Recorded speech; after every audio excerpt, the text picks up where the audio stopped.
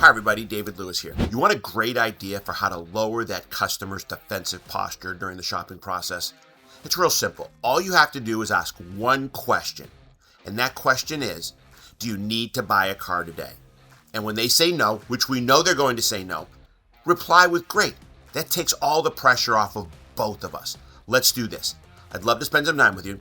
Let's view today as just an informational gathering event. We can look at some cars. If you want to drive some, that would be great. And then before you leave, I'd be happy to give you all the information you need to take home to think about, consider, and compare with the other cars you're going to look at in your shopping process. I guarantee you that is going to lower their posture. Now, here's the trick. Are we still going to ask them to buy the car at the end of the process? Of course we are. All we're trying to do now is lower their defensive postures so that you can spend time showing and demonstrating cars. Most people are going to forget that you made that statement.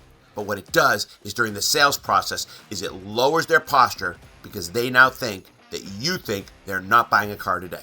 Give it a try. I think you'll find it very effective. Good luck, everyone.